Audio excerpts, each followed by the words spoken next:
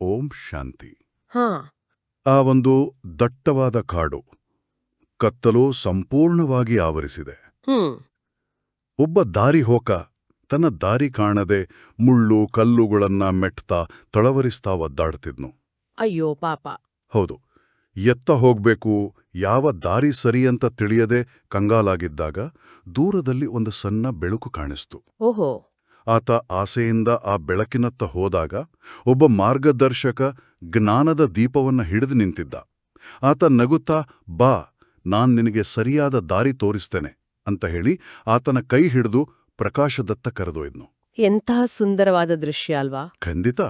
ಆ ಕತ್ತಲೆಯಲ್ಲಿ ತಡಕಾಡುತ್ತಿದ್ದ ದಾರಿಹೋಕ ಬೇರೆಯಾರೂ ಅಲ್ಲ, ಅಜ್ಞಾನದ ಅಂಧಕಾರದಲ್ಲಿ ಸಿಲುಕಿದ್ದ ನಾವೇ ಆಗಿದ್ದೇವೆ. ನಿಜ. ಆ ಜ್ಞಾನದ ದೀಪ ಹಿಡಿದು ಬಂದ ಮಾರ್ಗದರ್ಶಕನೇ ನಮ್ಮ ಪರಮಪಿತಾ ಪರಮಾತ್ಮ. ಹೌದು, ಎಕ್ಸಾಕ್ಟ್ಲಿ. ಇಂದಿನ ಮುರಳಿ ಚಿಂತನೆಗೆ ನಿಮಗೆ ಸ್ವಾಗತ. ಹ್ಮ್. ಇಂದಿನ ಮುರಳಿಯ ದಿನಾಂಕ 9/04/2026. ಕರೆಕ್ಟ್. ಮೊದಲಿಗೆ ಇಂದಿನ ಮುರಳಿಯ ಮಹಾವಾಕ್ಯ ಅಥವಾ ಹೆಡ್ಲೈನ್ ನೋಡೋಣ.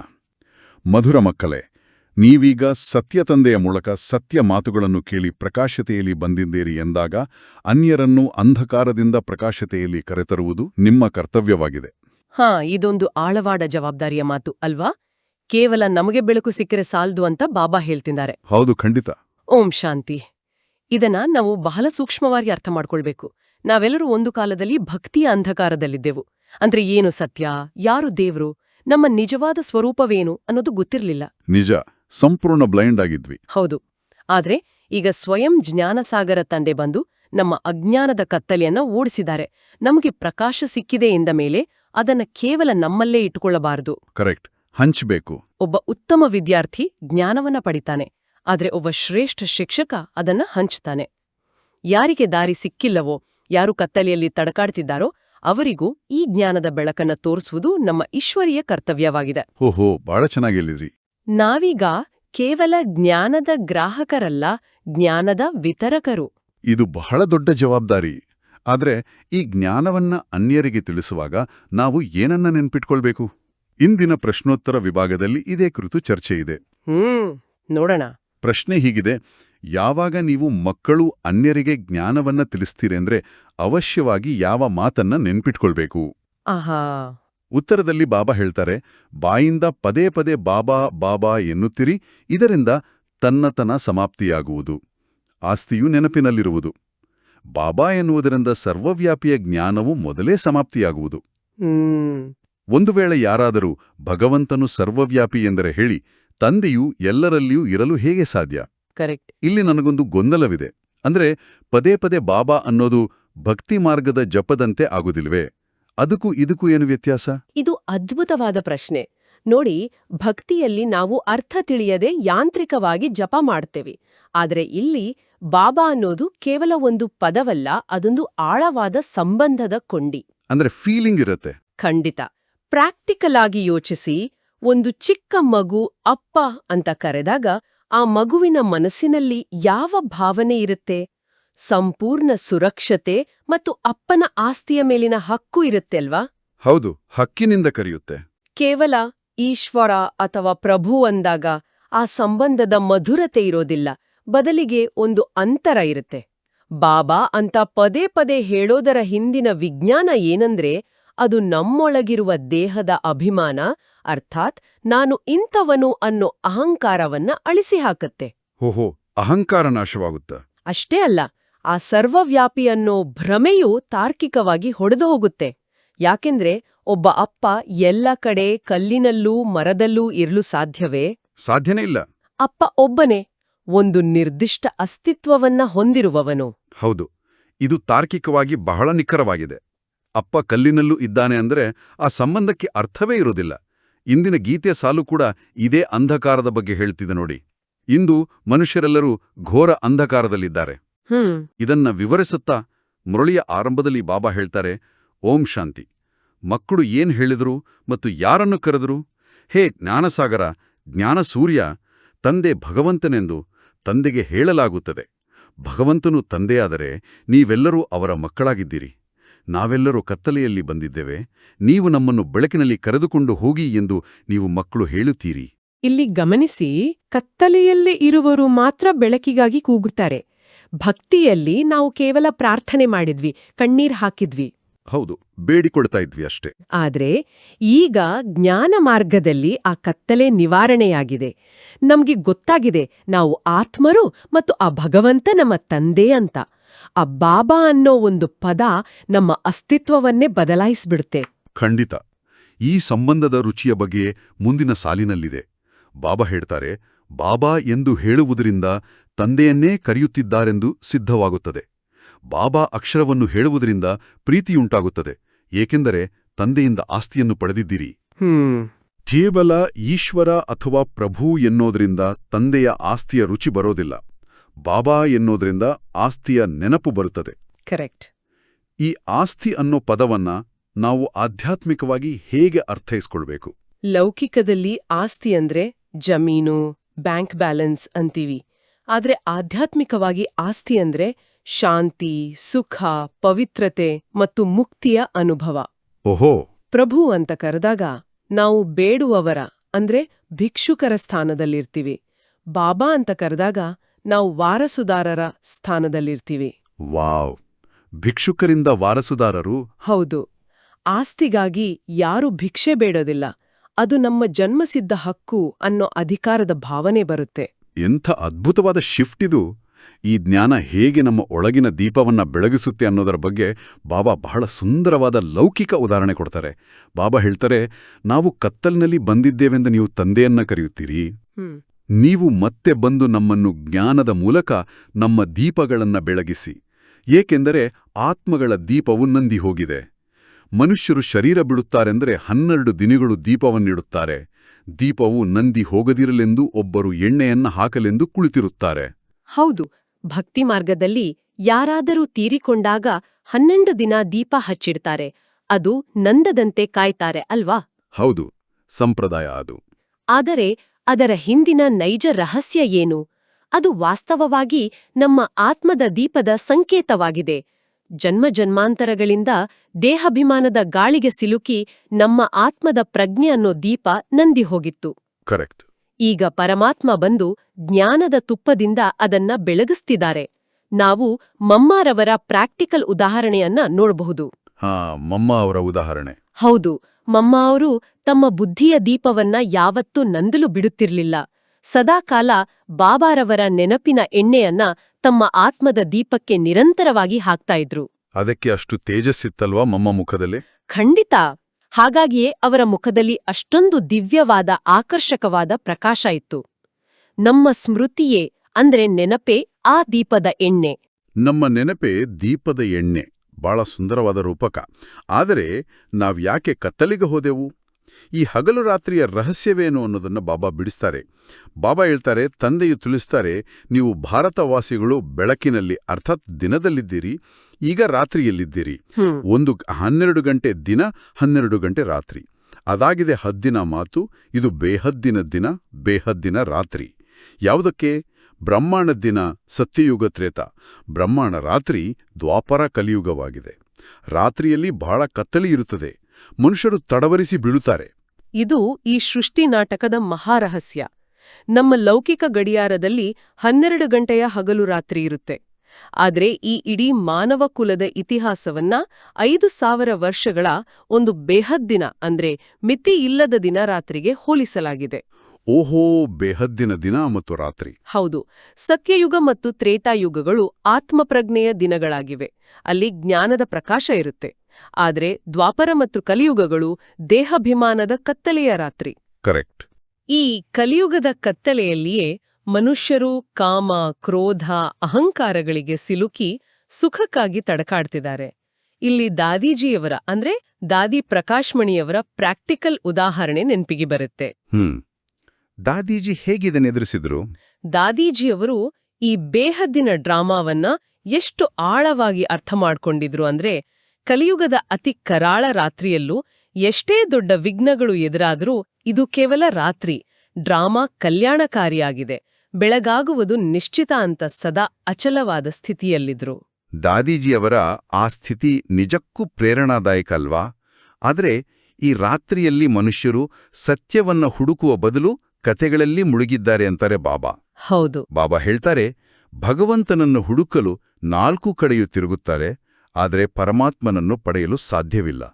ಪರಮಾತ್ಮನನ್ನು ಪಡೆಯಲು ಭಕ್ತಿಯನ್ನು ಮಾಡ್ತಾರೆ. ದ್ವಾಪರದಿಂದ ಭಕ್ತಿಯೂ ಆರಂಭವಾಗುತ್ತದೆ, ಅರ್ಥಾತ್ ರಾವಣನ ರಾಜ್ಯವು ಆರಂಭವಾಗುತ್ತದೆ. ದಸರಾ ಹಬ್ಬವನ್ನ ಸಹ ಒಂದು ಕಥೆಯನ್ನಾಗಿ ಮಾಡಿದ್ದಾರೆ.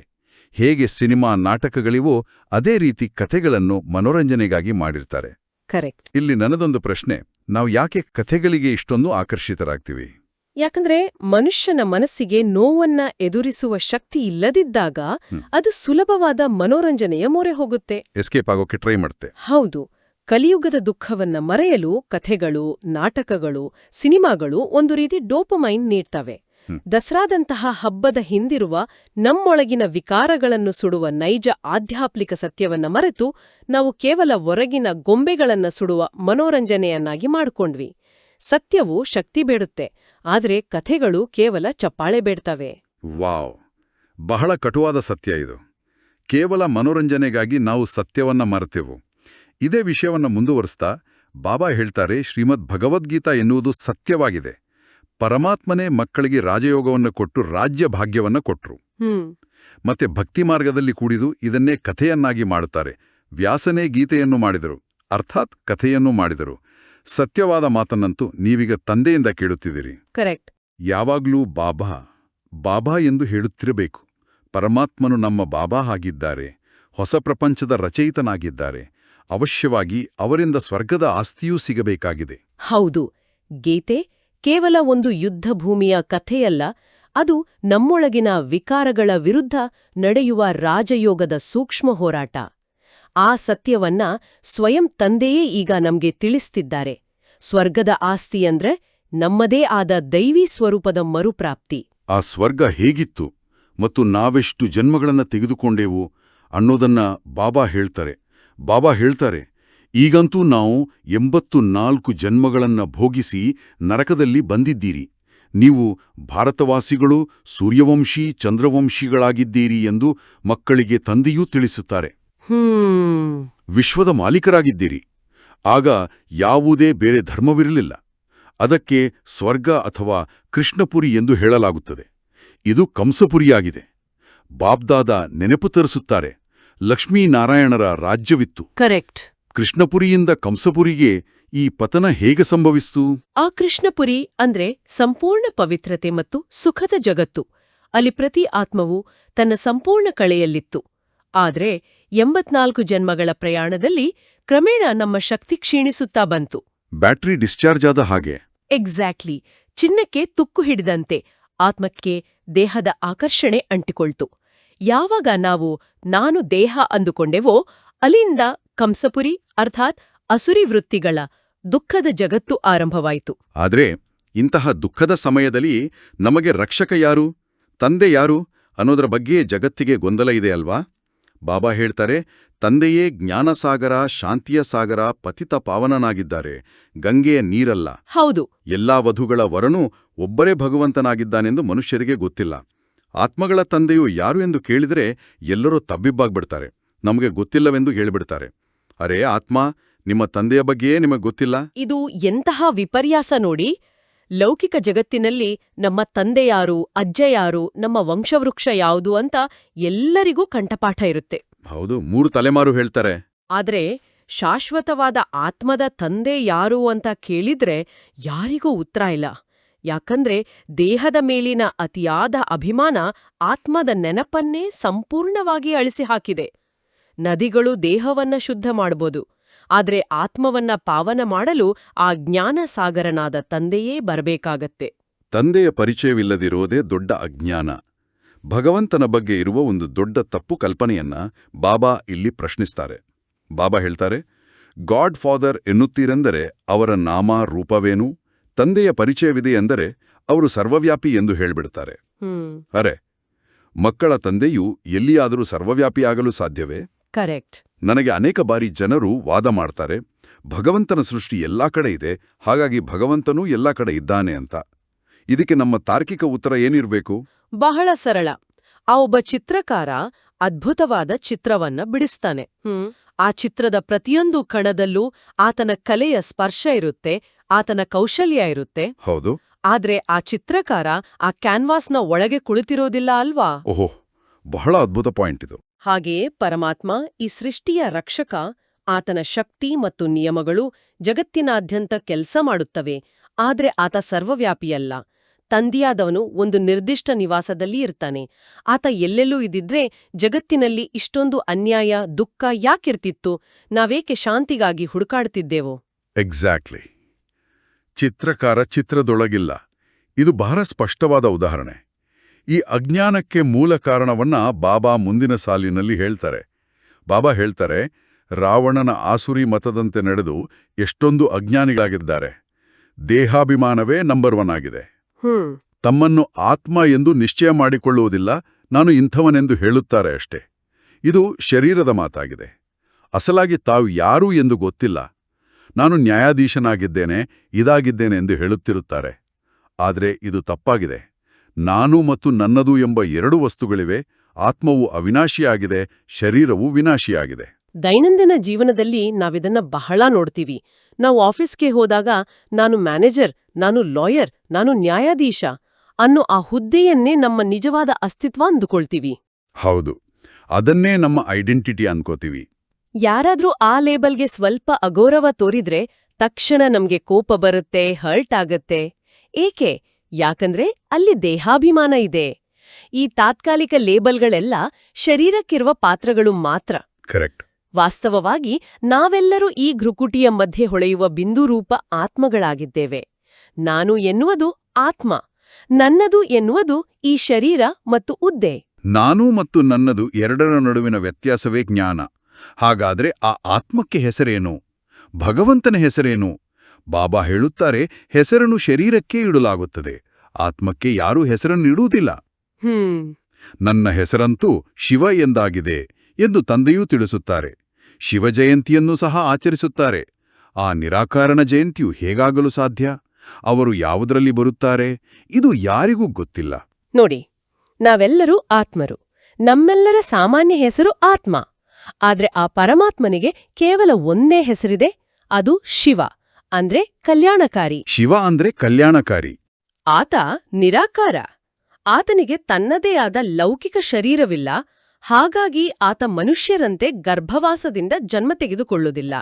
ಪರಕಾಯ ಪ್ರವೇಶದ ಮೂಲಕ, ಅಂದ್ರೆ ಬ್ರಹ್ಮಾರವರ ಶರೀರದಲ್ಲಿ ಪ್ರವೇಶ ಮಾಡುವ ಮೂಲಕ ಆತನ ದಿವ್ಯ ಜನ್ಮವಾಗುತ್ತೆ. ಇದೇ ಶಿವಜಯಂತಿಯ ರಹಸ್ಯ. ಬಾಬಾ ಹೇಳ್ತಾರೆ, ಎಲ್ಲ ಆತ್ಮಗಳ ಹೆಸರು ಆತ್ಮ, ಪರಮಾತ್ಮನ ಹೆಸರು ಮಾತ್ರ ಶಿವ ಎಂದಾಗಿದೆ. ಬಾಕಿ ಎಲ್ಲರೂ ಸಾಲಿಗ್ರಾಮಗಳಾಗಿದ್ದಾರೆ. ಆತ್ಮಗಳೆಲ್ಲರೂ ಮಕ್ಕಳಾಗಿದ್ದಾರೆ. ಎಲ್ಲ ಆತ್ಮರುಗಳ ತಂದೆಯೂ ಒಬ್ಬ ಶಿವತಂದೆಯಾಗಿದ್ದಾರೆ. ಕರೆಕ್ಟ್. ಅವರು ಬೇಹದ್ದಿನ ತಂದೆಯೂ ಆಗಿದ್ದಾರೆ. ಅವರನ್ನೂ ಎಲ್ಲರೂ ಪಾವನ ಮಾಡು ಎಂದು ಕರೆಯುತ್ತಾರೆ. ನಾವೆಲ್ಲರೂ ದುಃಖಿಗಳಾಗಿದ್ದೇವೆ, ಆತ್ಮವು ಕರೆಯುತ್ತದೆ. ದುಃಖದಲ್ಲಿ ಎಲ್ಲಾ ಮಕ್ಕಳು ನೆನಪು ಮಾಡುತ್ತಾರೆ, ಮತ್ತೆ ಈ ಮಕ್ಕಳೇ ಸುಖದಲ್ಲಿದ್ದಾಗ ನೆನಪೇ ಮಾಡುವುದಿಲ್ಲ. ರಾವಣನು ದುಃಖಿಯನ್ನಾಗಿ ಮಾಡಿದನು. ಸುಖ ಬಂದಾಗ ದೇವರನ್ನ ಮರೆಯುವುದು ಮನುಷ್ಯನ ಸಹಜ ಪ್ರವೃತ್ತಿ ಅಲ್ವಾ? ಹೌದು. ಯಾಕೆಂದ್ರೆ ಸತ್ಯಯುಗದಲ್ಲಿ ನಮಗೆ ಯಾವುದೇ ಕೊರತೆ ಇರಲಿಲ್ಲ. ಅಲ್ಲಿ ಕಾಯಿಲೆ ಇಲ್ಲ, ವಯಸ್ಸಾಗೋ ಭಯ ಇಲ್ಲ, ಸಂಬಂಧಗಳಲ್ಲಿ ಬಿರುಕಿಲ್ಲ. ಅಗತ್ಯವಿಲ್ಲದಿದ್ದಾಗ ಯಾರು ತಾನೇ ನೆನಪು ಮಾಡ್ತಾರೆ? ಯಾರೂ ಮಾಡಲ್ಲ. ಆದ್ರೆ ರಾವಣ, ಅಂದ್ರೆ ಈ 5 ವಿಕಾರಗಳು ನಮ್ಮನ್ನ ದುಃಖಿಗಳನ್ನಾಗಿ ಮಾಡಿದಾಗ, ಅಸಹಾಯಕರರಾದಾಗ ನಮಗೆ ಮತ್ತೆ ಆ ಆಧಾರದ ನೆನ್ಪಾಗುತ್ತೆ. ಆ ದುಃಖದ ಅತಿ ದೊಡ್ಡ ಪರಿಣಾಮವೇ ಶಾಂತಿಯ ಕಳೆದುಕೊಳ್ಳುವಿಕೆ. ಬಾಬಾ ಹೇಳುತ್ತಾರೆ, ರಾವಣನು ನಿಮ್ಮ ಹಳೆಯ ಶತ್ರುವಾಗಿದ್ದಾನೆಂದು ತಂದೆಯೂ ತಿಳಿಸುತ್ತಾರೆ. ಇದು ಡ್ರಾಮಾದ ಆಟವೂ ಮಾಡಲ್ಪಟ್ಟಿದೆ. ಎಲ್ಲರೂ ಈಗ ಅಂಧಕಾರದಲ್ಲಿದ್ದಾರೆ. ಆದ್ದರಿಂದ ಜ್ಞಾನಸೂರ್ಯನೇ ಬನ್ನಿ, ನಮ್ಮನ್ನು ಬೆಳಕಿನಲ್ಲಿ ಕರೆದುಕೊಂಡು ಹೋಗು ಎಂದು ಕರೆಯುತ್ತಾರೆ. ಭಾರತವು ಸುಖಧಾಮವಾಗಿದ್ದಾಗ ಯಾರೂ ಕರೆಯುತ್ತಿರಲಿಲ್ಲ. ಅಲ್ಲಿ ಯಾವುದೇ ಅಪ್ರಾಪ್ತ ವಸ್ತೂ ಇರುವುದಿಲ್ಲ. ಇಲ್ಲಂತೂ ಶಾಂತಿದೇವ ಎಂದು ಚೀರಾಡುತ್ತಾರೆ. ಇಲ್ಲಿ ಒಂದು ಅದ್ಭುತವಾದ ವಿಶ್ಲೇಷಣೆ ಇದೆ. ಕತ್ತಲೆಯಲ್ಲಿ ಇರೋರೇ ಕೂಗ್ತಾರೆ ಶಾಂತಿದೇವ ಅಂತ. ನಾವು ಯಾಕೆ ಚೀರಾಡ್ತೀವಿ ಅಂದ್ರೆ ನಾವು ಶಾಂತಿಯನ್ನ ನಮ್ಮಿಂದ ಹೊರಗೆ ಹುಡುಕ್ತಿದ್ದೇವೆ. ಮಂದಿರಗಳಲ್ಲಿ, ಕಾಡುಗಳಲ್ಲಿ. ಹೌದು, ಮಂದಿರಗಳಲ್ಲಿ, ಪರ್ವತಗಳಲ್ಲಿ ಶಾಂತಿಗಾಗಿ ಹುಡುಕ್ತಿದ್ದೇವೆ. ಆದ್ರೆ ನಾವು ಕಳೆದುಕೊಂಡಿರೋದು ನಮ್ಮ ಒಳಗಿನ ಪ್ರಜ್ಞೆಯನ್ನ. ಇದು ಎಷ್ಟು ನಿಜ. ಅದಕ್ಕೆ ಬಾಬಾ ನಮ್ಮ ನಿಜವಾದ ಸ್ವರೂಪವನ್ನ ನೆನಪಿಸ್ತಾರೆ. ಬಾಬಾ ಹೇಳ್ತಾರೆ, ತಂದೆಯೂ ತಿಳಿಸ್ತಾರೆ, ಶಾಂತಿಯಂತೂ ನಿಮ್ಮ ಸ್ವಧರ್ಮವಾಗಿದೆ, ನಿಮ್ಮ ಕೊರಳಿನ ಹಾರವಾಗಿದೆ. ಆತ್ಮವು ಶಾಂತಿಧಾಮದ ನಿವಾಸಿಯಾಗಿದೆ, ಶಾಂತಿಧಾಮದಿಂದ ಮತ್ತೆ ಸುಖಧಾಮಕ್ಕೆ ಹೋಗ್ತದೆ. ಕರೆಕ್ಟ್. ಅಲ್ಲಂತೂ ಸುಖವೇ ಸುಖವಿದೆ. ನಿಮ್ಗೆ ಅಲ್ಲಿ ಚೀರಾಡುವ ಗೋಜಿಲ್ಲ. ದುಃಖದಲ್ಲಿಯೇ ದಯೆ ತೋರಿಸಿ ದುಃಖಹರ್ತ ಸುಖಕರ್ತ ಬಾಬಾ ಬಾಬಾ ಎಂದು ಕೂಗ್ತೀರಿ. ಶಾಂತಿ ನಮ್ಮ ಸ್ವಧರ್ಮ ಆಗಿದ್ರೆ ನಾವದನ್ನ ಅನುಭವಿಸುವುದು ಹೇಗೆ? ಸ್ವಧರ್ಮ ಅಂದ್ರೆ ನಮ್ಮ ಒರಿಜಿನಲ್ ನೇಚರ್. ಉದಾಹರಣೆಗೆ, ನೀರಿನ ಸ್ವಧರ್ಮ ತಂಪು. ಎಷ್ಟೇ ಕಾಯಿಸಿದ್ರೂ ಬೆಂಕಿ ತೆಗೆದ ತಕ್ಷಣ ಅದು ಮತ್ತೆ ತಂಪಾಗುತ್ತೆ ಅಲ್ವಾ? ಹೌದು, ತಣ್ಣಗಾಗುತ್ತೆ. ಹಾಗೆಯೇ ನಮ್ಮ ಮೂಲ ಸ್ವಭಾವವೇ ಶಾಂತಿ. ನಾವು ಬ್ರಹ್ಮಬಾಬಾವರ ಪ್ರಾಕ್ಟಿಕಲ್ ಉದಾಹರಣೆ ನೋಡ್ಬೋದು. ಯಜ್ಞದ ಆದಿಯಲ್ಲಿ ಎಷ್ಟೊಂದು ವಿರೋಧಗಳಿದ್ವು, ಕೋರ್ಟ್ ಕೇಸುಗಳು, ಜನರ ನಿಂದನೆ, ಹೊರಗಡೆ ಬಿರುಗಾಳಿಯೇ ಇತ್ತು. ಎಷ್ಟೊಂದು ಕಷ್ಟ ಆಯ್ತು. ಬಾರವರು ತಮ್ಮ ಸ್ವಧರ್ಮವಾದ ಶಾಂತಿಯನ್ನ ಬಿಟ್ಕೊಡ್ಲೇ ಇಲ್ಲ. ಅವರು ಸದಾಕಾಲ ಶಾಂತಿಯ ಮೂರ್ತಿಯಾಗಿಯೇ ಕುಳಿತಿದ್ರು. ಯಾಕಂದ್ರೆ ಶಾಂತಿ ಅವರ ಕೊರಳಿನ ಹಾರವಾಗಿತ್ತು, ಅದು ಹೊರಗಿನಿಂದ ಎರವಲು ಪಡೆದದ್ದಲ್ಲ. ಬ್ರಹ್ಮಬಾಬಾರವರ ಆ ಸ್ಥಿತಿ ನಮಗೆಲ್ಲರಿಗೂ ಆದರ್ಶ. ಇನ್ನು ಭಗವಂತನ ಆಗಮನದ ಬಗ್ಗೆ ಬಾಬಾ ಹೇಳ್ತಾರೆ, ಶಿವಬಾಬಾ ಮಧುರಬಾಬಾ ಬನ್ನಿ ಎಂದು ಕರೆಯುತ್ತೀರಿ. ಬರುತ್ತಾರೆ, ಆದ್ದರಿಂದ ಶಿವಜಯಂತಿಯನ್ನಾಚರಿಸುತ್ತೀರಿ. ಶ್ರೀಕೃಷ್ಣನು ಸ್ವರ್ಗದ ರಾಜಕುಮಾರನಾಗಿದ್ದನು, ಅವರ ಜಯಂತಿಯನ್ನೂ ಸಹ ಆಚರಿಸುತ್ತಾರೆ. ಆದರೆ ಕೃಷ್ಣನು ಯಾವಾಗ ಬಂದನೆಂದು ಯಾರಿಗೂ ಗೊತ್ತಿಲ್ಲ. ರಾಧೇಕೃಷ್ಣರ ಸ್ವಯಂವರದ ನಂತರವೇ ಲಕ್ಷ್ಮೀನಾರಾಯಣರಾಗುತ್ತಾರೆ. ಇದು ಯಾರಿಗೂ ತಿಳಿದಿಲ್ಲ. ಓ ಗಾಡ್ ಫಾದರ್ ಎಂದು ಕೂಗುತ್ತಾರೆ. ಇತಿಹಾಸದಲ್ಲಿ ಕೃಷ್ಣನ ಜನ್ಮದ ಬಗ್ಗೆ ಎಷ್ಟೋ ಕಥೆಗಳಿವೆ. ಆದರೆ ವಾಸ್ತವವಾಗಿ ಸತ್ಯಯುಗದ ಅಂದ್ರೆ ಸ್ವರ್ಗದ ಮೊದಲ ರಾಜಕುಮಾರನಾಗಿ ಕೃಷ್ಣ ಯಾವಾಗ ಬಂದ ಅನ್ನೋದು ಈ ಜಗತ್ತಿಗೆ ಮರೆತೇ ಹೋಗಿದೆ. ಭಗವಂತನೇ ಬಂದು ಈ ಕಲಿಯುಗವನ್ನ ಸತ್ಯಯುಗವನ್ನಾಗಿ ಪರಿವರ್ತನೆ ಮಾಡಿದಾಗಲೇ ಆ ಕೃಷ್ಣನ ಜನ್ಮವಾಗುವುದು ಅನ್ನೋ ಸತ್ಯ ಬಾಬಾ ಮಾತ್ರ ತಿಳಿಸಬಲ್ಲರು. ಆದರೆ ಭಗವಂತನ ನಾಮರೂಪದ ಬಗ್ಗೆ ಜಗತ್ತಿಗಿರುವ ಗೊಂದಲದ ಬಗ್ಗೆ ಬಾಬಾ ಬಹಳ ತಮಾಷೆಯಾಗಿ ಹೇಳ್ತಾರೆ. ಬಾಬಾ ಹೇಳ್ತಾರೆ, ಒಳ್ಳೆದು, ಅವರ ನಾಮರೂಪ ಏನೆಂದು ಕೇಳಿದ್ರೆ ಅವರು ನಾಮರೂಪದಿಂದ ಭಿನ್ನವೆಂದು ಹೇಳಿಬಿಡ್ತಾರೆ. ಅರೆ, ಗಾಡ್ ಫಾದರ್ ಎಂದು ಕರೆಯುತ್ತೀರಿ, ನಾಮರೂಪದಿಂದ ಭಿನ್ನವೆಂದು ಹೇಳುತ್ತೀರಿ. ಆಕಾಶವೂ ಪೋಲಾರ್ ಆಗಿದೆ, ಅದರ ಹೆಸರೂ ಸಹ ಆಕಾಶವೆಂದು ಇದೆಯಲ್ವೇ? ನೀವು ತಂದೆಯ ನಾಮರೂಪ ಗೊತ್ತಿಲ್ಲವೆಂದು ಹೇಳುತ್ತೀರಿ ಎಂದ ಮೇಲೆ ನಿಮ್ಮ ಬಗ್ಗೆ ನಿಮಗೆ ಗೊತ್ತಿದೆಯೇ ಎಂದು ಕೇಳಿದರೆ ಹೌದು, ನಾವು ಆತ್ಮಗಳಾಗಿದ್ದೇವೆ ಎಂದು ಹೇಳುತ್ತಾರೆ. ಒಳ್ಳೆಯ ಆತ್ಮದ ನಾಮ ರೂಪವನ್ನು ತಿಳಿಸಿರಿ ಎಂದು ಕೇಳಿದಾಗ ಆತ್ಮನೇ ಪರಮಾತ್ಮನೆಂದು ಹೇಳ್ತಾರೆ. ಇದು ಮನುಷ್ಯನ ಅಜ್ಞಾನದ ಪರಮಾವಧಿ. ಆಕಾಶಕ್ಕೂ ಒಂದು ಹೆಸರಿದೆ, ಅದಕ್ಕೂ ಶಬ್ದದ ಗುಣವಿದೆ. ಆದ್ರೆ ಈ ಇಡೀ ಸೃಷ್ಟಿಯನ್ನ ನಡೆಸುವನಿಗೆ ಹೆಸರಿಲ್ಲ, ರೂಪವಿಲ್ಲ ಎನ್ನುವುದು ಎಷ್ಟು ಬಾಲಿಶ್ ಅಲ್ವಾ? ಹೌದು, ತೀರ ವಿಚಿತ್ರ. ತಮ್ಮನ್ನ ತಾವು ಆತ್ಮ ಅಂತ ಒಪ್ಕೊಳ್ತಾರೆ. ಆದ್ರೆ ಆ ಆತ್ಮದ ತಂದೆ ಯಾರು, ಆತನ ರೂಪವೇನು ಅಂದಾಗ ಆತ್ಮನೇ ಪರಮಾತ್ಮ ಎನ್ನುವ ತಪ್ಪು ತೀರ್ಮಾನಕ್ಕೆ ಬರ್ತಾರೆ. ಇದೇ ಅಜ್ಞಾನದ ಕತ್ತಲೆ. ಈ ಕತ್ತಲೆಯನ್ನ ಹೋಗಲಾಡಲು 7 ದಿನದ ಭಟ್ಟಿಯ ಪ್ರಾಮುಖ್ಯತೆಯನ್ನ ಬಾಬಾ ವಿವರಿಸ್ತಾರೆ. ಬಾಬಾ ಹೇಳ್ತಾರೆ, ಆತ್ಮವು ನಾಮರೂಪದಿಂದ ಭಿನ್ನವಾಗಿರಲು ಸಾಧ್ಯವೇ ಇಲ್ಲ. ಆತ್ಮವು ಒಂದು ಬಿಂದು ರೂಪ, ನಕ್ಷತ್ರದ ಸಮಾನವಾಗಿದೆ. ಕರೆಕ್ಟ್. ಭ್ರುಕುಟಿಯ ಮಧ್ಯದಲ್ಲಿ ಇರುತ್ತದೆ. ಈ ಚಿಕ್ಕ ಆತ್ಮದಲ್ಲಿ 84 ಜನ್ಮಗಳ ಪಾತ್ರವು ನೋಂದಾವಣೆಯಾಗಿದೆ. ಇದು ಬಹಳ ತಿಳಿದುಕೊಳ್ಳುವ ಮಾತುಗಳಾಗಿವೆ. ಆದ್ರಿಂದ 7 ದಿನದ ಭಟ್ಟಿಯ ಮಾತಿನ ಗಾಯನವಿದೆ. ಇಲ್ಲಿ ನನಗೊಂದು ಆಶ್ಚರ್ಯ ಇದೆ. ಇಷ್ಟು ಚಿಕ್ಕ ಬಿಂದುವಿನಲ್ಲಿ 84 ಜನ್ಮಗಳ ರೆಕಾರ್ಡಿಂಗ್ ಹೇಗೆ ಸಾಧ್ಯ? ಮತ್ತು ಈ 7 ದಿನದ ಭಟ್ಟಿ ಹೇಗೆ ಕೆಲಸ ಮಾಡುತ್ತೆ? ಇದು ಆಧ್ಯಾತ್ಮಿಕ ವಿಜ್ಞಾನ. ಒಂದು ಸಣ್ಣ ಮೈಕ್ರೋಚಿಪ್ ಅಥವಾ ಪೆನ್ ಡ್ರೈವ್ನಲ್ಲಿ ಸಾವಿರಾರು GB ಡೇಟಾ ಸ್ಟೋರ್ ಮಾಡಬಹುದು ಅಲ್ವಾ? ಹೌದು, ಟೆಕ್ನಾಲಜಿ. ಹಾಗೆಯೇ ಆತ್ಮ ಎಂಬುದು ಒಂದು ಎನರ್ಜಿ ಪಾಯಿಂಟ್. ಅದರಲ್ಲಿ ನಮ್ಮ ಎಲ್ಲಾ ಜನ್ಮಗಳ ಸಂಸ್ಕಾರಗಳು, ಅನುಭವಗಳು DNA-ಯಂತೆ ಅಡಗಿವೆ. ಈ 7 ದಿನಗಳ ಭಟ್ಟಿ ಅಂದ್ರೆ ರಾಜಯೋಗ ಶಿಬಿರ ಹೇಗೆ ಕೆಲಸ ಮಾಡ್ತೆ ಅಂದ್ರೆ, ಅದು ಒಂದು ಲೇಸರ್ ಕಿರಣದಂತೆ ನಮ್ಮ ಮನಸ್ಸಿನ ಆಳಕ್ಕೆ ಇಳಿಯುತ್ತೆ. ದಿನನಿತ್ಯದ ಗದ್ದಲದಿಂದ ದೂರವಾಗಿ ನಿರಂತರ 7 ದಿನಗಳ ಕಾಲ ನಮ್ಮ ನೈಜ ಸ್ವರೂಪ ಮತ್ತು ಪರಮಾತ್ಮನ ಪರಿಚಯದ ಬಗ್ಗೆ ಆಳವಾದ ಚಿಂತನೆ ಮಾಡಿದಾಗ ಆತ್ಮಕ್ಕೆ ಅಂಟಿರುವ ವಿಕಾರಗಳ ಗ್ರಹಣ ಕಳಚಲು ಶುರುವಾಗುತ್ತೆ. ಬುದ್ಧಿ ಶುದ್ಧವಾಗುತ್ತೆ. ಅದ್ಭುತವಾದ ವಿಶ್ಲೇಷಣೆ. ಭಟ್ಟಿ ಅಂದ್ರೆ ಕೇವಲ ಕುಳಿತುಕೊಳ್ಳೋದಲ್ಲ, ಅದು ಬುದ್ಧಿಯ ಶುದ್ಧೀಕರಣ. ಬಾಬಾ ಮುಂದುವರೆದು ಹೇಳ್ತಾರೆ, ದ್ವಾಪರದಿಂದ ರಾವಣ ರಾಜ್ಯವು ಪ್ರಾರಂಭವಾದಾಗಿನಿಂದ ವಿಕಾರಗಳ ಪ್ರವೇಶತೆಯಾಯಿತು. ಏಣಿಯನ್ನು ಇಳಿಯುತ್ತಲೇ ಬಂದಿರಿ. ಈಗ ಎಲ್ಲರಿಗೂ ಗ್ರಹಣ ಹಿಡಿದಿರುವುದರಿಂದ ಕಪ್ಪಾಗಿ ಬಿಟ್ಟಿದ್ದಾರೆ. ಆದ್ದರಿಂದ ಜ್ಞಾನಸೂರ್ಯ ಬಂದು ನಮ್ಮೆಲ್ಲರನ್ನೂ ಬೆಳಕಿನಲ್ಲಿ ಕರೆದುಕೊಂಡು ಹೋಗು ಎಂದು ಕರೆಯುತ್ತಾರೆ. ಜ್ಞಾನಾಂಜನವನ್ನು ಸದ್ಗುರು ಕೊಟ್ಟರೂ ಅಜ್ಞಾನ ಅಂಧಕಾರ ವಿನಾಶವಾಯಿತು, ಬುದ್ಧಿಯಲ್ಲಿ ತಂದೆಯೇ ಬರುತ್ತಾರೆ. ಕರೆಕ್ಟ್. ಸದ್ಗುರು ಮಾತ್ರ ಈ ಅಂಜನ ಅಂದ್ರೆ ಜ್ಞಾನದ ಕಾಳಿಗೆ ಕೊಡಲು ಸಾಧ್ಯ ಅಲ್ವಾ? ಹೌದು. ಮನುಷ್ಯ ಗುರುಗಳು ಎಷ್ಟೇ ಒಳ್ಳೆಯ ಮಾತುಗಳನ್ನ ಹೇಳಿದ್ರೂ ಅವರು ಸ್ವತಃ ಜನ್ಮ ಮರಣದ ಚಕ್ರದಲ್ಲಿ ಇರುವವರು. ಆದ್ರೆ ಸದ್ಗುರು ನಿರಾಕಾರ. ಅವರು ಈ ಚಕ್ರದಿಂದ ಮುಕ್ತರಾಗಿರೋದ್ರಿಂದಲೇ ನಮ್ಮ ಆತ್ಮದ ಕಣ್ಣಿಗೆ ಆ ಜ್ಞಾನಾಂಜನವನ್ನ ಹಚ್ಚಿ ನಮ್ಮ ಮೂರನೇ ಕಣ್ಣನ್ನ ತೆರೆಸಬಲ್ಲರು. ಬಾಬಾ ಹೇಳ್ತಾರೆ, ಜ್ಞಾನಾಂಜನ ಗುರು ಕೊಟ್ರೆಂದಲ್ಲ. ಏಕೆಂದ್ರೆ ಗುರುಗಳು ಅನೇಕರಿದ್ದಾರೆ, ಅವರಲ್ಲಿ ಜ್ಞಾನವೆಲ್ಲಿದೆ? ಇದು ಅವರ ಗಾಯನವಲ್ಲ. ಜ್ಞಾನಸಾಗರ, ಪತಿತ ಪಾವನ ಸರ್ವರ ಸದ್ಗತಿದಾತ ಒಬ್ಬರೇ ತಂದೆಯಾಗಿದ್ದಾರೆ. ಬೇರೆ ಯಾರೂ ಈ ಜ್ಞಾನವನ್ನು ಕೊಡಲು ಸಾಧ್ಯವಿಲ್ಲ. ಸಾಧುಗಳು ಭಗವಂತನನ್ನು ಮಿಲನ ಮಾಡುವುದಕ್ಕೆ ಅನೇಕ ಮಾರ್ಗಗಳನ್ನು ತಿಳಿಸ್ತಾರೆ.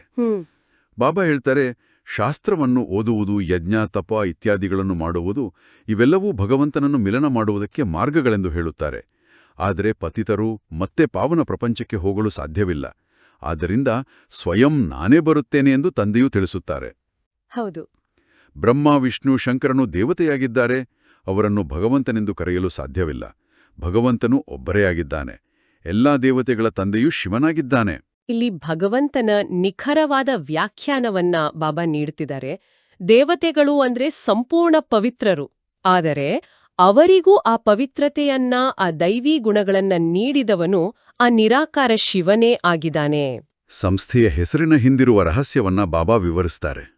ಬಾಬಾ ಹೇಳ್ತಾರೆ, ಪ್ರಜಾಪಿತ ಬ್ರಹ್ಮಾನೂ ಸಹ ಇಲ್ಲಿಯೇ ಇರಬೇಕಲ್ವೇ ಅಂದಾಗ ಪ್ರಜೆಗಳೂ ಇಲ್ಲಿಯೇ ಇದ್ದಾರೆ. ಹೆಸರನ್ನು ಬರೆಯಲ್ಪಟ್ಟಿದೆ, ಪ್ರಜಾಪಿತ ಬ್ರಹ್ಮಕುಮಾರಿ ಸಂಸ್ಥೆ. ಇವರೆಲ್ಲರೂ ಮಕ್ಕಳಾಗಿದ್ದಾರೆ. ಬೇಕಾದಷ್ಟು ಬೀಕೆಗಳಿದ್ದಾರೆ. ಆಸ್ತಿಯು ಶಿವತಂದೆಯಿಂದ ಸಿಗುತ್ತದೆ, ಬ್ರಹ್ಮನಿಂದ ಅಲ್ಲ. ಆಸ್ತಿಯು ತಾತನಿಂದ ಸಿಗ್ತದೆ, ಬ್ರಹ್ಮನ ಮೂಲಕ ಕುಳಿತುಕೊಂಡು ಯೋಗ್ಯರನ್ನಾಗಿ ಮಾಡುತ್ತಾರೆ. ಕರೆಕ್ಟ್. ಇದನ್ನು ಸ್ವಲ್ಪ ಬಿಡಿಸಿ ಹೇಳಿ. ನಾವು ಬೀಕೆಗಳು, ಆದರೆ ಆಸ್ತಿ ಶಿವಬಾಬಾನಿಂದ. ಇದು ಹೇಗೆ? ಇದು ಬಹಳ ಸುಂದರವಾದ ತ್ರಿಕೋಣ. ಆ ಶಿವ ಪರಮಾತ್ಮ ನಿರಾಕಾರ. ಆತ ನಮ್ಗೆ ನೇರವಾಗಿ ಪಾಠ ಮಾಡಲು ಸಾಧ್ಯ ಇಲ್ಲ. ಹಾಗಾಗಿ ಬ್ರಹ್ಮ ತಂದೆಯ ಶರೀರವನ್ನ ಮಾಧ್ಯಮವನ್ನಾಗಿ ಆರಿಸ್ಕೊಳ್ತಾರೆ. ಓಹೋ. ನಾವೆಲ್ಲರೂ ಬ್ರಹ್ಮನ ಮುಖಾಂತರ ದತ್ತು ಪಡೆಯಲ್ಪಟ್ಟ ಮಕ್ಕಳು, ಬ್ರಹ್ಮ ಕುಮಾರ ಕುಮಾರಿಯರು. ಆದರೆ ಬ್ರಹ್ಮ ಕೂಡ ನಮ್ಮಂತೆ ಒಬ್ಬ ವಿದ್ಯಾರ್ಥಿ. ನಮ್ಗೆ ಆಸ್ತಿ ಅಂದ್ರೆ ಸತ್ಯಯುಗದ ರಾಜ್ಯಭಾಗ್ಯ ಸಿಗುವುದು ಆ ನಿರಾಕಾರ ಶಿವತಂದೆಯಿಂದಲೇ. ಬ್ರಹ್ಮ ಕೇವಲ ಮಾಧ್ಯಮ. ಲೌಕಿಕದಲ್ಲಿ ತಾತನ ಆಸ್ತಿ ಮೊಮ್ಮಗಳಿಗೆ ಸಿಗುವಂತೆ. ಬಾಬಾ ಹೇಳ್ತಾರೆ, ಬ್ರಹ್ಮನ ಮೂಲಕ ಮಕ್ಕಳನ್ನು ದತ್ತು ಮಾಡಿಕೊಳ್ಳುತ್ತಾರೆ. ಬಾಬಾ, ನಾವು ನಿಮ್ಮವರು, ನಿಮ್ಮಿಂದ ಆಸ್ತಿಯನ್ನು ಪಡೆಯುತ್ತೇವೆಂದು ನೀವು ಮಕ್ಕಳು ಹೇಳುತ್ತೀರಿ. ಬ್ರಹ್ಮಾಣ ಮೂಲಕ ವಿಷ್ಣುಪುರಿಯ ಸ್ಥಾಪನೆಯಾಗುತ್ತದೆ. ಶ್ರೀಮತ ಅಥವಾ ಶ್ರೇಷ್ಠಾತಿಶ್ರೇಷ್ಠ ಭಗವಂತನ ಗೀತೆಯಾಗಿದೆ. ಭಗವಂತ ಒಬ್ಬ ನಿರಾಕಾರಿಯಾಗಿದ್ದಾರೆ. ಮಕ್ಕಳಿಗೆ ನೀವು 84 ಜನ್ಮಗಳಿದ್ದೀರೆಂದು ತಂದೆಯೇ ತಿಳಿಸ್ತಾರೆ. ಆತ್ಮ ಪರಮಾತ್ಮನು ಬಹಳ ಕಾಲ ಅಗಲಿದ್ದರು ಎಂದು, ಬಹಳ ಕಾಲ ಭಾರತವಾಸಿಗಳೇ ಇದ್ದರು. ಬೇರೆ ಯಾವುದೇ ಧರ್ಮವೂ ಇರಲಿಲ್ಲ. ಮೊಟ್ಟಮೊದಲು ಅವರೇ ಅಗಲಿದವರಾಗಿದ್ದಾರೆ. ಸ್ವರ್ಗದ ಸ್ಥಾಪನೆ ಮತ್ತು ಹಳೆಯ ಪ್ರಪಂಚದ ವಿನಾಶ ಇದು ಭಗವಂತನ ಕಾರ್ಯ. ಯಾರು ಮೊದಲು ಸ್ವರ್ಗದಲ್ಲಿದ್ದರೋ ಅವರೇ 84 ಜನ್ಮಗಳ ನಂತರ ಭಗವಂತನಿಂದ ಅತಿ ಹೆಚ್ಚು ದೂರವಾದವರು ಅನ್ನೋ ಸತ್ಯವನ್ನ ಬಾಬಾ ತಿಳಿಸ್ತಿದ್ದಾರೆ. ಆ ದೂರವನ್ನ ಕಡಿಮೆ ಮಾಡಲು ಇರುವ ಒಂದೇ ದಾರಿ ಯೋಗ. ಬಾಬಾ ಹೇಳ್ತಾರೆ, ತಂದೆಯಿಂದ ಅಗಲಿ ಪಾತ್ರವನ್ನ ಅಭಿನಯಿಸಲು ಬಂದಿದ್ದಾರೆ. ಹೇ ಆತ್ಮಗಳೇ, ತಂದೆಯಾದ ನನ್ನನ್ನೂ ನೆನಪು ಮಾಡಿ ಎಂದು ತಂದೆಯೂ ತಿಳಿಸುತ್ತಾರೆ. ಇದು ನೆನಪಿನ ಯಾತ್ರೆ ಅಥವಾ ಯೋಗಾಗ್ನಿಯಾಗಿದೆ. ತಲೆ ಮೇಲೆ ಯಾವ ಪಾಪಗಳ ಹೊರೆ ಇದೆಯೋ ಅದು ಯೋಗದ ಅಗ್ನಿಯಿಂದಲೇ ಭಸ್ಮವಾಗುವುದು. ಯೋಗವನ್ನ ಒಂದು ಅಗ್ನಿ ಅಂದ್ರೆ ಬೆಂಕಿ ಅಂತ ಯಾಕೆ ಕರೀತಾರೆ? ಬಹಳ ಅದ್ಭುತವಾದ ಪ್ರಶ್ನೆ. ಯೋಗ ಅಂದ್ರೆ ಕೇವಲ ಸುಮ್ಮನೆ ಕಣ್ಣು ಮುಚ್ಚಿ ಕುಳಿತುಕೊಳ್ಳುವುದಲ್ಲ. ವಿಜ್ಞಾನದಲ್ಲಿ ನ್ಯೂರೋಪ್ಲಾಸ್ಟಿಸಿಟಿ ಎನ್ನುತ್ತಾರೆ. ಜನ್ಮ ಜನ್ಮಾಂತರಗಳಿಂದ ನಮ್ಮ ಬುದ್ಧಿಯಲ್ಲಿ ಕಾಮ, ಕ್ರೋಧದ ನರಮಂಡಲಗಳು ಗಟ್ಟಿಯಾಗಿ ಬೇರೂರಿವೆ. ಹೌದು, ಸಂಸ್ಕಾರಗಳು. ನಾವು ನಿರಂತರವಾಗಿ ಏಕಾಗ್ರತೆಯಿಂದ ಸರ್ವಶಕ್ತಿವಂತನಾದ ಪರಮಾತ್ಮನನ್ನ ನೆನಪು ಮಾಡಿದಾಗ ಆ ಶಕ್ತಿಯ ಕಂಪನಗಳು ನಮ್ಮ ಬುದ್ಧಿಯಲ್ಲಿ ಒಂದು ಅಗ್ನಿಯಂತೆ ಕೆಲಸ ಮಾಡ್ತವೆ. ಆ ತೀವ್ರವಾದ ನೆನಪಿನ ಶಕ್ತಿಯೇ ನಮ್ಮ ಹಳೆಯ ಕೆಟ್ಟ ಸಂಸ್ಕಾರಗಳನ್ನ, ಪಾಪಕರ್ಮಗಳನ್ನ ಭಸ್ಮ ಮಾಡುತ್ತೆ. ಹಳೆಯದನ್ನ ಸುಡದೆ ಹೊಸದನ್ನ ಸೃಷ್ಟಿಸಲು ಸಾಧ್ಯವಿಲ್ಲ. ಖಂಡಿತ ಆ ಹಳೆಯದರ ಬಗ್ಗೆ ವೈರಾಗ್ಯ ಬರಬೇಕು. ಬಾಬಾ ಹೇಳುತ್ತಾರೆ, ನೀವು ಚಿನ್ನದ ಯುಗದಲ್ಲಿದ್ದೀರಿ, ಈಗ ಕಬ್ಬಿಣದ ಯುಗದಲ್ಲಿ ಬಂದಿದ್ದೀರಿ. ಮಧುರ ಮಕ್ಕಳೇ, ಈಗ ನನ್ನನ್ನು ನೆನಪು ಮಾಡಿ ಎಂದು ತಿಳಿಸುತ್ತಾರೆ. ಇದು ಬುದ್ಧಿಯ ಕೆಲಸವಾಗಿದೆ.